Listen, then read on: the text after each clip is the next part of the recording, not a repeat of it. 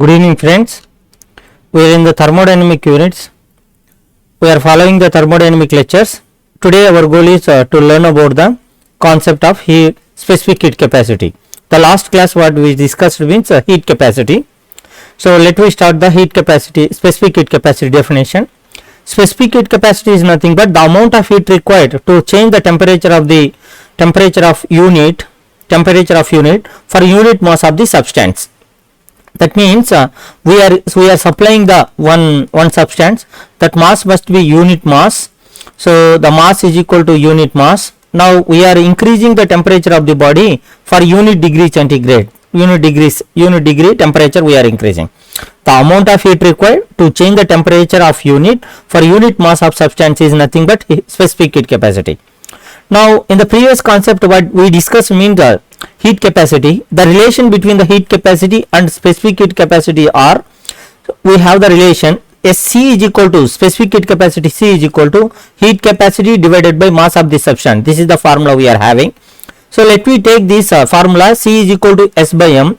From this one we already known the definition of the S formula. So if you substitute the definition S formula, so 1 by M is equal to, instead of S we are substituting, so heat capacity is equal to delta Q by delta T. This is the value. So for the definition of this one, C is equal to delta Q will come when M is equal to unit mass, then delta T is equal to unit rise in temperature, unit change in temperature, or unit rise in temperature,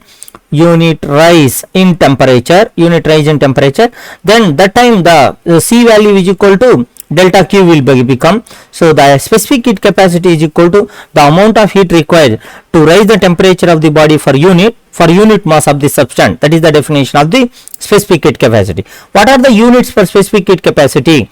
So SI unit, if we take the SI unit of the specific heat capacity, now C is equal to, from mathematical relation, S by M, that is equal to 1 by M into delta Q by delta T. So for simplicity I am taking M into Q by T because of the change in energy. So energy I will write, change in temperature I will write change in temperature. So substitute in this one, mass is equal to SI units are the C is equal to 1 by kilogram into, instead of mass kilogram I have written, divided by Q is equal to joule instead of temperature Kelvin. So finally the units are joule, kilogram inverse, Kelvin inverse. This is the units for the specific heat capacity. Now one important point we need to remember. So the specific heat capacity will depends upon the nature of the substance. That means if we take gold is the one type of substance. If we take aluminum is the one type of substance. So if we take any other substance, iron is the one type of substance. So these different materials, so they will have the